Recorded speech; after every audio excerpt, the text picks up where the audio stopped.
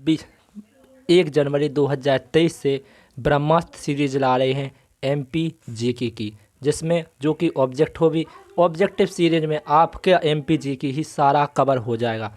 आज हम करेंगे किसकी बात? मध्य प्रदेश की गठन की बात। चूँकि मध्य प्रदेश के गठन को हम 4 चरणों में पढ़ेंगे।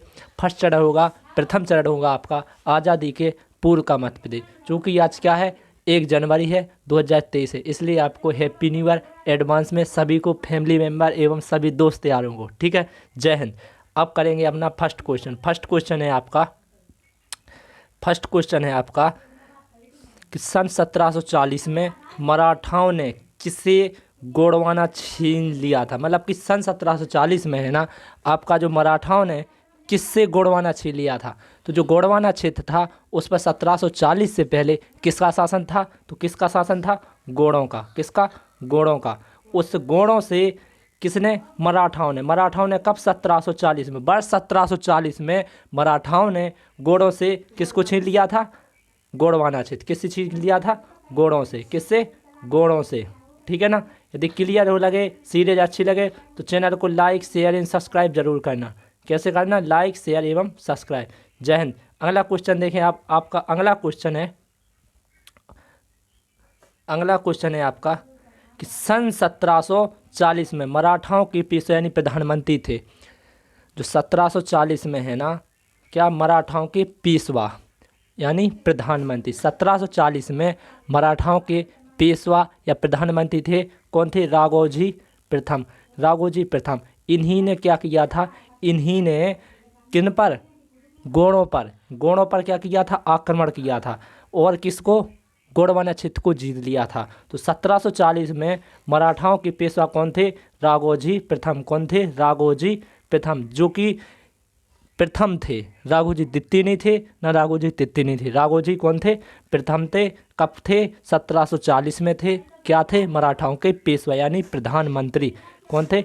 पेशवा राघोजी प्रथम।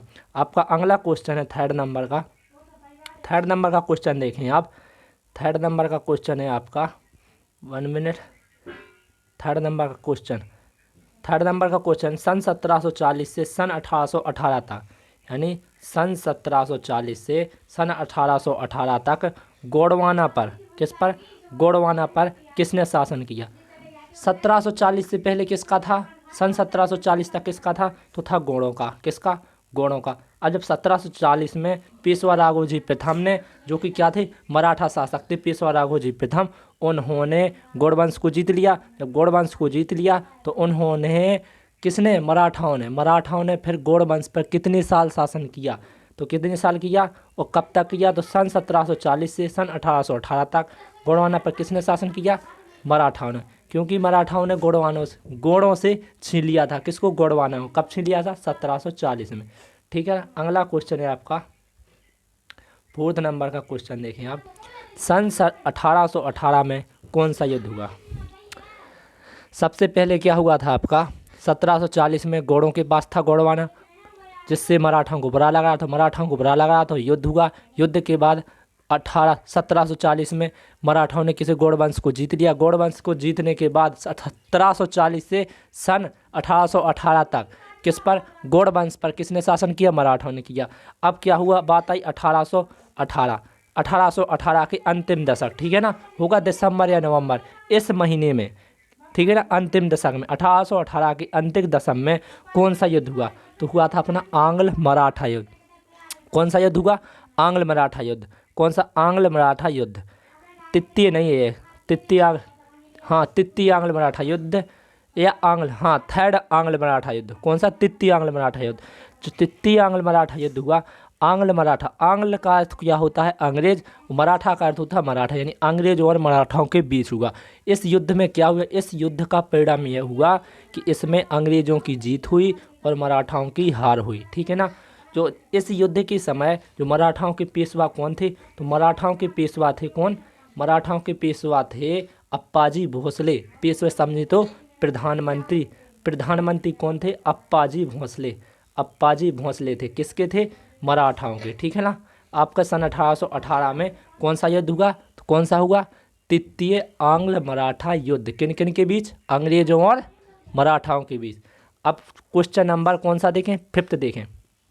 फिफ्थ नंबर है, आंग्ल मराठा युद्ध में किसकी हार हुई? तो किसकी हुई? मराठाओं की, क्योंकि अंग्रेजों के पास आधुनिक तरीके के क्या थे? हथियार औजार थे। इसलिए किसकी जीत हुई? अंग्रेजों की। हार किसकी हुई? मराठाओं की। मराठाओं के प्रधानमंत्री कौन थे उस समय? कौन थे? अप्पाजी भोंसले, ठीक है ना, पेशवा यानी प्रधानमंत्री। अब इस युद्ध के परिणाम क्या हुआ? इस युद्ध का परिणाम यह हुआ कि जो आंग्ल मराठा युद्ध हुआ, इसमें जो किसके पास? मराठाओं के पास कौन था? गोंडवाना क्षेत्र था, वह हार गए। और इस पर जो अप्पाजी भोंसले हैं, उन्होंने स्वयं को समर्पित कर दिया। तो इसलिए अंग्रेजों द्वारा सहायक संधि की नीति के तहत यहाँ पर कैसे क्या कर ले? अप्रत्यक्ष रूप से शासन करने लगे, ठीक है ना। अगला देखें आप क्वेश्चन नंबर 6। क्वेश्चन नंबर 6 है आपका, आंग्ल मराठा युद्ध के समय मराठा पेशवा थे। देखो वही अप्पाजी भोंसले, पहली बार बता दिया है, ठीक है ना। क्वेश्चन नंबर 7 है आपका, गोंडवाना पर अंग्रेजों द्वारा शासन कैसे किया गया? तो जो गोंडवाना क्षेत्र था उस पर अंग्रेजों द्वारा शासन कैसे किया गया? तो कैसे किया गया? डायरेक्ट क्यों किया गया? क्योंकि उन्होंने तो जीत लिया, तो जो चीज़ जीत लेती है वो किसकी हो जाती है? स्वयं की हो जाती है। तो अर्थात उन्होंने कैसे शासन किया? डायरेक्ट बोलते हैं प्रत्यक्ष। कैसे किया? प्रत्यक्ष, ठीक है, प्रत्यक्ष। क्वेश्चन नंबर 8 देखें। क्वेश्चन नंबर आपका है 8, सन 1818 में अंग्रेजों द्वारा सिंधिया रियासत से क्या लिया गया? देखो ऐसा है, जो मराठा थे, मराठा के सीमांत कौन थे? सिंधिया सरकार। कौन थे? सिंधिया। अंग्रेज बहुत बुरे व्यक्ति थे जिनसे सभी डरते थे। तो सिंधिया सरकार से इन्होंने बोला अंग्रेजों ने कि भाई हमें आप क्या दे दो? सागर दे दो। क्या दे दो? सागर दे दो। तो उन्होंने हंसते हंसते दे दिया, क्योंकि एक रियासत देने से उनका पूरा राज्य बच रहा था। तो अंग्रेजों ने सिंधिया रियासत से क्या लिया? तो सागर या सागौर। तो इस सागर और सागौर ये आपका ऑप्शन हो जाएगा ए और सी, क्योंकि जो सागर है इसे हिंदी में बोलते हैं सागौर, और जो अंग्रेज थे, अंग्रेज लोग सागर को सागर नहीं बोल पाते थे। क्या बोल पाते थे? सागौर। तो इसलिए सागौर। तो आपका ऑप्शन हो जाएगा ए एंड सी दोनों, ठीक है ना। अगला क्वेश्चन देखें आप, आपका 9 नंबर का क्वेश्चन है कि सन 1818 में किसके द्वारा होलकर की एक रियासत मध्य नर्मदा को ले लिया गया? सन 1818 में किसके द्वारा होलकर की एक रियासत मध्य नर्मदा को ले लिया गया? तो किसके द्वारा ले लिया गया? जो होलकर की एक रियासत थी उसे किसके द्वारा? अंग्रेजों के द्वारा ले लिया गया, क्योंकि अंग्रेज क्या चाहते थे? राज्य विस्तार। सबसे शक्तिशाली कौन थे? अंग्रेजी थे उस समय। तो किसके द्वारा ले लिया गया? अंग्रेजों के द्वारा। कब? 1818 में। 1818 में कौन सी 2 रियासतें ली? दो कौन सी ली? एक ली आपकी सागर। सागर किससे ली? सागर। कौन सी ली? एक ली आपकी सागर। तो सागर किससे ली? सागर ली उन्होंने किससे? ग्वालियर नरेश सिंधिया जी से। और एक ली 1818 में आपकी 2 रियासतें ली थी, एक सागर, एक दूसरी ली थी कौन सी? सिंधिया रियासत। सिंधिया किसी यानी मध्य नर्मदा। एक ली थी नर्मदा। नर्मदा को वो क्या बोलते थे? नरबड़ा बोलते थे, क्योंकि नर्मदा वह बोल नहीं पाते थे, इसलिए नरबड़ा। तो 2 रियासतें ले ली कब? 1818 में। तो उनके पास कितने क्षेत्र हो गए? पहला था गोंडवाना, दूसरा था सागर, तीसरा था नरबड़ा। तो गोंडवाना पे कर रहे थे वो डायरेक्ट, और सागर और नरबड़ा पे कर रहे थे इनडायरेक्ट। क्यों कर रहे थे इनडायरेक्ट? क्योंकि वो राजा डरते ही थे, तो उन्हें वहाँ पर उनको छीनने की कोई ज़रूरत नहीं थी, ठीक है ना। क्वेश्चन नंबर 10 देखें। क्वेश्चन नंबर 10 है आपका, सन 1818 में गोंडवाना को और किस नाम से विख्यात था? जो गोंडवाना था और किस नाम से जाना जाने लगा? तो किससे? महाकौशल। किससे? महाकौशल, क्योंकि बिलात 3 रियासतें मिलजुल गई थी, तो उसे एक महाकौशल के नाम से जाना लगा। क्वेश्चन नंबर 11 देखें। Question number 11, 1 minute. Question number 11 ये रहा आपका क्वेश्चन नंबर 11। तो क्वेश्चन नंबर 11 है, सन 1853 में हड़प नीति के तहत अंग्रेज किस क्षेत्र को अपने क्षेत्र में शामिल कर लेते थे? देखो अंग्रेजों का पूर्णतः व्यवसाय पहले तो था क्या करना? व्यापार करना, लेकिन उनका दूसरा उद्देश्य हो गया था क्या? पूरे भारत पर कब्जा करना। इसलिए उन्होंने 3 क्षेत्र पर मध्य प्रदेश में कब्जा कर लिया। उन्हें लालच बढ़ी कि हमारा और क्षेत्र भी विस्तार हो। और क्षेत्र विस्तार के लिए क्या चाहिए थे? तो कूटनीतिज्ञ चालें चाहिए थे। तो कूटनीतिज्ञ चालों के लिए उन्होंने इंग्लैंड से किसे बुलाया? तो इंग्लैंड से बुलाया लॉर्ड डलहौजी, जो कि चालों में माहिर थे, नीति में कुशल थे। तो 1853 में हड़प नीति के तहत उन्होंने कौन सी नीति चलाई? हड़प नीति। राज हड़प नीति, विलय नीति, या इसी को बोलते हैं, जिससे क्या होता था, जिससे होता था जो अपने वंचित पुत्र थे, जो राजा लोग थे, जो वंचित पुत्र यानी जिनके पास कोई पुत्र नहीं होता था, उनका राज अपने राज्य में मिला लेते थे। अगला अपना क्वेश्चन है 1853 में राज हड़प नीति के तहत अंग्रेज किस क्षेत्र को अपने क्षेत्र में शामिल कर लेते हैं? 1853 में जो अंग्रेज हड़प नीति आई, कौन लाया? लॉर्ड डलहौजी। तो वो किस क्षेत्र को अपने क्षेत्र में शामिल कर लेते हैं? किसे कर लेते हैं? तो ये हो जाएगा आपका सागर, नर्मदा, नागपुर, विदर्भ। तो क्या हो जाएगा आपका? नागपुर, विदर्भ। क्लियर नहीं है? एक मिनट आप देखें। डलहौजी अंग्रेजों के द्वारा रियासत से किसे शामिल कर लेते हैं? एक किस लेते हैं, किसको? 1853 में किसे कर लेते हैं? नागपुर, विदर्भ। ठीक है, आपका नागपुर, विदर्भ को किसे कर लेते हैं? नागपुर, विदर्भ को। अगला क्वेश्चन देखें आप। देखो एक बार जो 1853 में जो हड़प नीति आई, तो इससे जो राजा थे सभी घबरा गए। क्यों घबराए? क्योंकि कुछ राजाओं की जो संतानें नहीं थी, तो संतानें नहीं थी, तो जब राजा घबरा जाएंगे तो लोग भी घबरा जाएंगे। जब लोग और राजा घबरा गए तो क्या होगा? युद्ध यानी क्रांति। और क्रांति होगी तो किसी ना किसी का नुकसान होगा, और नुकसान होगा तो आगे देखें क्या होगा। अगला क्वेश्चन है आपका क्वेश्चन नंबर 12। क्वेश्चन नंबर 12 है आपका कि किस क्रांति से अंग्रेज पहली बार भयभीत हो गए? तो भाई क्रांति हुई, तो क्रांति कब हुई? सन 1857 में, जिससे अंग्रेज क्या हो गए? भयभीत हो गए। भयभीत क्यों हो गए? क्योंकि उनके पास जो गोंडवाना क्षेत्र था, जहाँ पर उन्होंने अपनी नींव जमा ली थी मध्य प्रदेश में, वह क्षेत्र उनके हाथ से जाते जाते क्या हो गया? बच गया। इसलिए क्या होगा? जाते जाते बच गया। तो इसलिए अंग्रेज क्या हो गए? घबरा गए कि ऐसा नहीं कि अब हम कब्जा ही नहीं कर पाएँ, भारत को छोड़ना ही पड़े। ठीक है ना? कुछ अंग्रेज मारे पीटे भी गए, पर ऐसी बात नहीं कि अंग्रेजी मारे पीटे गए, कुछ भारतीय भी मारे पीटे गए।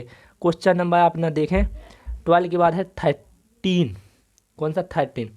किस सन में गोंडवाना को अंग्रेजों द्वारा कमिश्नरी क्षेत्र घोषित किया? जब अंग्रेज क्या हो गए? भयभीत। जब भयभीत हो गए तो उसे किसे? गोंडवाना को, क्योंकि गोंडवाना जाते जाते बस गया, तो किसे? गोंडवाना को क्या कर दिया? उन्होंने कमिश्नरी क्षेत्र घोषित कर दिया। अब भाई कमिश्नरी क्षेत्र क्या होता है? कमिश्नरी क्षेत्र एक ऐसा क्षेत्र होता है जिसमें जो अपने सेना यानी जो फोर्स यानी बल होती है, उसे किसी की परमिशन की आवश्यकता नहीं होती है, ज़रूरत नहीं होती है।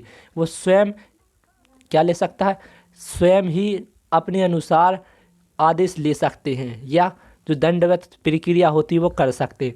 क्योंकि जो पहले कमिश्नरी क्षेत्र नहीं था, तो वहाँ पे जो क्या था आपका सैनिक वगैरह थे, तो वो बंदूक वगैरह नहीं चला सकते थे, क्योंकि उन्हें परमिशन की आवश्यकता पड़ती थी। परमिशन के अभाव में उन्हें ठुक पिट गई, तो इसलिए उसे क्या? कमिश्नरी क्षेत्र घोषित कर दिया। तो किस सन को गोंडवाना को अंग्रेज द्वारा कमिश्नरी क्षेत्र घोषित किया गया? किस सन में घोषित किया? 1861 में, क्योंकि 1897 में तो क्रांति आई थी। क्या आई थी? क्रांति आई थी, इससे घबराए थे। वो घबराए थे तो क्या कर दिया? 1861 में उसे कमिश्नरी क्षेत्र घोषित कर दिया। 1820 का कोई चार्ज नहीं। क्वेश्चन नंबर आपका 14 है कि किस सन में सेंट्रल प्रोविंस सीपी का गठन किया गया? तो सेंट्रल प्रोविंस का गठन किया गया आपका कब? 1861 में। क्यों किया गया? जब घबरा गई तो कमिश्नरी क्षेत्र घोषित कर दिया, और गोंडवाना को ही क्या? सेंट्रल प्रोविंस का गठन किया गया। ठीक है ना? यदि आपको इनके आंसरों की PDF चाहिए तो आप क्या करें? वीडियो के डिस्क्रिप्शन में अपने टेलीग्राम ग्रुप की लिंक दी गई है, वहाँ से PDF डाउनलोड कर सकते हैं। क्वेश्चन नंबर आपका 15 है। सन 1861 में अंग्रेज किस पर डायरेक्ट कंट्रोल कर रहे थे? 1861 कब? 1861 में 1861 में अंग्रेज किस पर डायरेक्ट कंट्रोल कर रहे थे? तो किस पर कर रहे थे? सीपी लिखा है आपका, ये लिखा है सीपी, फर्स्ट नंबर है सीपी यानी कि सेंट्रल प्रोविंस का गठन कर दिया 1861 में। वहाँ पे क्या? डायरेक्ट कंट्रोल करने लगे। ये आपकी सिंधिया रियासत और होलकर रियासत। यहाँ पर कैसा कर रहे थे? इनडायरेक्ट। कैसा? इनडायरेक्ट कर रहे थे। ठीक है ना? अगला क्वेश्चन देखें आप, क्वेश्चन नंबर 16 क्वेश्चन है आपका कि CIA का फुल फॉर्म है सेंट्रल इंडिया एजेंसी का गठन हुआ। तो सेंट्रल इंडिया एजेंसी का गठन मध्य प्रदेश में कब हुआ? तो सेंट्रल इंडिया एजेंसी का गठन हुआ आपका कब? 1854। कब हुआ? सेंट्रल इंडिया एजेंसी का गठन हुआ 1854, जो कि 1854 में इसका गठन हुआ। इसके अंतर्गत क्षेत्र कौन कौन से आते थे? ग्वालियर, रीवा, बुंदेलखंड, बघेलखंड और इंदौर। इसका head quarter, central India agency का हेड क्वार्टर कहाँ बनाया गया? इंदौर। कहाँ? इंदौर। इंदौर में इसका हेड क्वार्टर बना दिया गया। किसका? CIA, central India agency. ठीक है ना। अगला क्वेश्चन देखें आप, कौन सा? 17, क्वेश्चन नंबर 17 है आपका, सेंट्रल इंडिया एजेंसी का मुख्यालय यानी हेड क्वार्टर कहाँ था? सेंट्रल इंडिया एजेंसी का हेड क्वार्टर कहाँ था? तो कहाँ था? इंदौर। ठीक है ना। कहाँ था? इंदौर। नागपुर किसका था? CP का था। सेंट्रल प्रोविंस का गठन हुआ कब हुआ? सेंट्रल प्रोविंस का गठन हुआ था 1861 में, और इसका मुख्यालय कहाँ था? नागपुर, यानी हेड क्वार्टर। ठीक है ना। अगला देखें आप, क्वेश्चन नंबर 18 नंबर का क्वेश्चन है आपका कि सन 1903 में, कब? 1903 में 20 लाख प्रति सालाना के हिसाब से अंग्रेज़ों ने किसकी ज़मीन किराए पर ली? यानी किराए को बोलते थे लीज पर ली। तो कब? 1903 में अंग्रेज़ों द्वारा 20 लाख प्रति सालाना के हिसाब से, ठीक है ना, किस क्षेत्र को लीज पर यानी किराए पर लिया गया? तो किस क्षेत्र पर? बरार क्षेत्र पर। अब ऐसी बात आती है कि उन्होंने किराए पे क्यों लिया है? इतना बल फोर्स होने के कारण। तो किराए पे इसलिए लिया जो कि कहाँ पर? बरार क्षेत्र। जो बरार क्षेत्र के प्रधानमंत्री थे वो थे मौलाना। बरार क्षेत्र के प्रधानमंत्री कौन थे? तो बरार क्षेत्र के प्रधानमंत्री थे हैदराबाद के निज़ाम। कौन थे? हैदराबाद के निज़ाम को बोलते हैं महबूब अली। उसका नाम क्या था? महबूब अली, जो कि एक पावरशाली आदमी था, यानी शक्तिवान था। और शक्तिवान, जहाँ पे शक्ति होती है वहाँ पे भक्ति ही काम आती है। यानी भक्ति यानी कि दयालुता। इसलिए उन्होंने दयालुता दिखाते हुए चालाकी से क्या किया? चालाकी बरती। चालाकी 1903 में क्या किया? उसकी ज़मीन को कैसे ले लिया? लीज पर ले लिए, यानी किराए पे ले लिया। और उसका मतलब कि बहुत मुनाफा दिया उसे, जिसलिए वो लालच में आ गया और उसने अपनी ज़मीन कैसी दे दी? अंग्रेज़ों पर लीज पर दे दी। किसने? बरार क्षेत्र को। किसको ले लिया? बरार क्षेत्र को। क्वेश्चन नंबर आपका 19 है आपका, सन 1921। कब? 1921 में भारत शासन अधिनियम 1919 के तहत कमिश्नरी क्षेत्र से गवर्नर क्षेत्र किसे बनाया गया? तो बात आती है कमिश्नरी क्षेत्र। हमने आपको पहले क्वेश्चन में बता दिया है कि कमिश्नरी क्षेत्र किसे कहते हैं। अब बात आती है कमिश्नरी क्षेत्र का गठन कब हुआ? तो 1961 में हुआ। कमिश्नरी क्षेत्र का गठन कब हुआ? 1961। किसे बोला गया? गोंडवाना को, यानी सीपी को। और इसका सीपी का गठन हो गया 1961 में। सीपी को ही कमिश्नरी क्षेत्र बोलने लगे। अब बात आती है कि भारत शासन अधिनियम, एक अधिनियम है भारत शासन अधिनियम 1919। ठीक है। इसके तहत सन 1921 में, कब? 1921 में जो अपना क्या था? कमिश्नरी क्षेत्र था, जो सेंट्रल प्रोविंस था, जो कमिश्नरी क्षेत्र था, उसे कब? 1921 में भारत शासन अधिनियम 1919 के तहत क्या बना दिया गया? गवर्नरी क्षेत्र बना दिया गया। किसे बना दिया? सेंट्रल प्रोविंस को। सेंट्रल प्रोविंस जिसका गठन कब हुआ था? जिसका गठन हुआ था 1961 में। कब हुआ था? 1961 में गठन हुआ था सेंट्रल प्रोविंस का। सन 1921 में भारत शासन अधिनियम 1919 के तहत इसे क्या बना दिया गया? कमिश्नरी क्षेत्र से गवर्नरी क्षेत्र बना दिया गया। अगला देखें आप, क्वेश्चन नंबर 20। क्वेश्चन नंबर 20 है आपका, क्वेश्चन नंबर 20 देखें आप कि सन 1936 में अंग्रेज क्षेत्र को छीनकर पूर्णतः सीपी सेंट्रल प्रोविंस में शामिल कर लेते हैं। तो जो सन कब? 1936 में। देखो बात ऐसी है कि 1903 में अंग्रेज़ों ने किसे लालच दिया? अंग्रेज़ों ने जो कौन सा बरार क्षेत्र था उसे भी अपने में विशाल क्षेत्र था, उसे अपने क्षेत्र में शामिल करना था। ठीक है ना। तो 1903 में जो बरार क्षेत्र के जो हैदराबाद के निज़ाम साहब थे, निज़ाम साहब का नाम था महबूब अली, जो कि पेशवा यानी प्रधानमंत्री थे, उनसे धोखे या चालबाजी से अपनी कूटनीतिज्ञों से 20 लाख प्रति सालाना के हिसाब से लीज पर उनकी ज़मीन ले ली। तो कब ली? 1903 में। और 1936 अब हैदराबाद का निज़ाम हो गया बुढ़ा। क्या हो गया? बुढ़ा। बुढ़ों को शासन नहीं करना चाहिए, तो उन्होंने 1936 में, कब? 1936 में। करना तो चाहिए लेकिन अब कमज़ोर हो गया। कमज़ोर हो गया कब हो गया? 1936 में, ओनली 33 साल बाद।